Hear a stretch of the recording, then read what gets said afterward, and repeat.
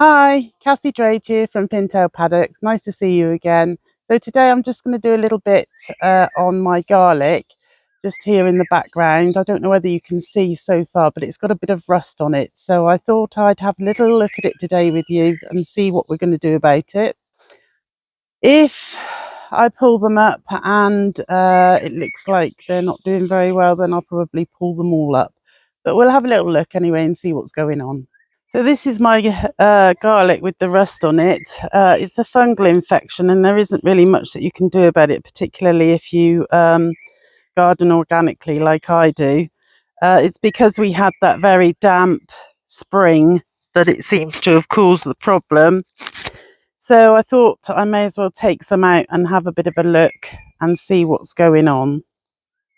Often when the garlic has got rust, it doesn't grow as well, so it's all got rust. I've got some onions in there as well and they look okay at the moment, but I would imagine that they'll get it as well because it affects all of the alliums. So I'll pull this one up with you. You're not really meant to pull like that, so I'll go and find myself a fork. So we'll try that again with a fork.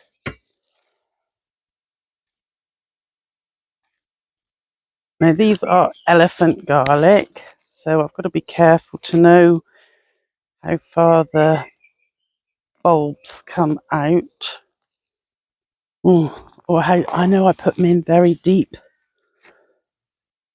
Oh golly, I think I did put them in deep. Oh dear, I know it's not the best fork in the world, but look what it's done to my fork. I know it's not the best fork in the world, but look at that. Oh my goodness me. So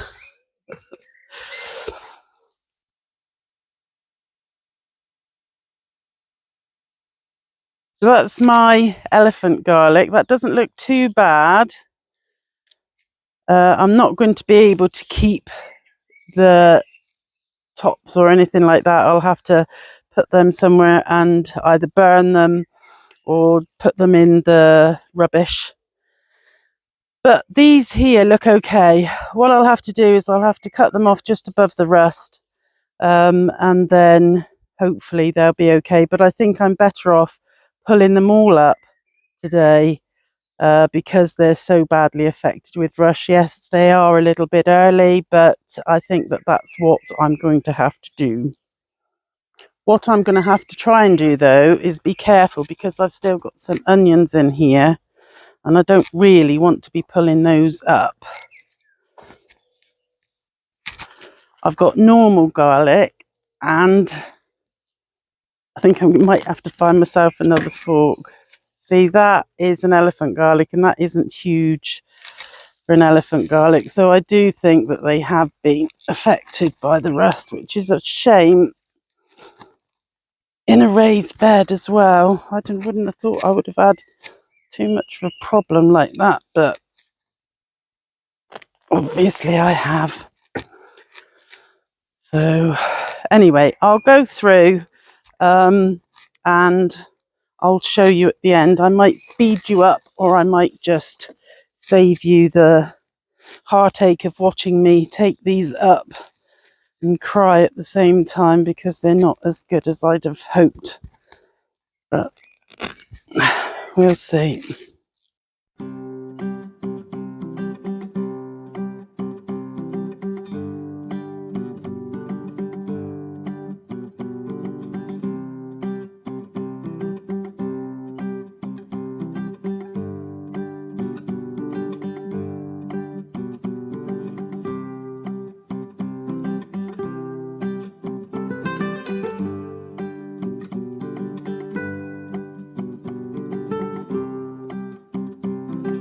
Trying to find somewhere a little bit shaded to finish off the video.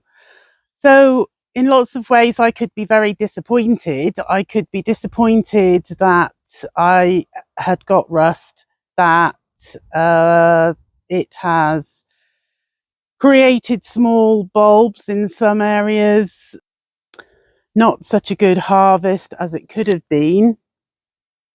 So this is my harvest after I've finished it. Here's a pound coin. I'm going to pop it on here to give you an idea connected to the elephant garlic. So that gives you a bit of an idea with my elephant garlic. Now if I put it on the other side where my garlic is, that one, you can see that there's some bigger ones that side, but obviously when we go across here a little bit, there's a lot of small ones. And down here, these are red barren onions and should have been left in, but I can't leave them in because they'll just rust. So what I'll do is I will just use some of them in salads, and then when they seem to be going a little bit over in the fridge, I'll pop them, cut them up, pop them in the freezer, and then they can be used. So none of them will be wasted. Obviously, all the tops that are rusted,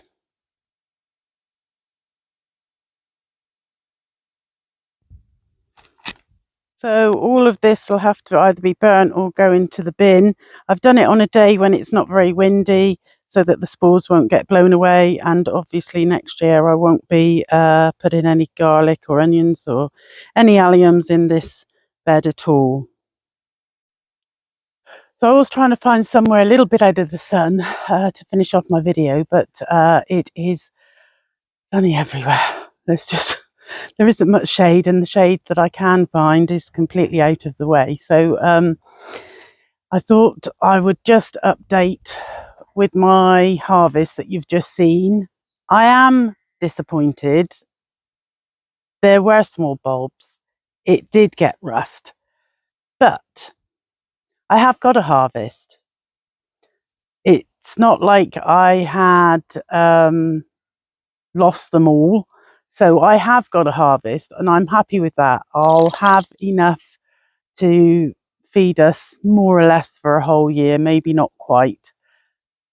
I just hope that I don't go through the same thing with my onions, but we'll just have to wait and see. They weren't put in the autumn. Those were put in the spring, and that was because I had tried to bring some on in the beds in the autumn, and I'd put some seeds in the autumn in the greenhouse, and the ones in the ground just didn't come on, or they ended up being the small ones that I just pulled out there that will be used for salad onions really. I do like to use the tops of the garlic and the onions as well. I don't like to waste those, so I'm not going to be using those obviously. But other than that, I am disappointed, but I'm positive that I've got a harvest from it. It's a shame, but we can't do much about the weather, and it was very, damp and wet in the spring. So that's just one of those things. I just have to go on and learn from that and see if I can, maybe do something a little bit different. I don't quite know how with a situation like that, but maybe I can learn something. And if you know anything that you can help me with, then please do that. I'm always open to any comments and advice that you can give me. I know that I'm not all knowing and all seeing because I'm so not.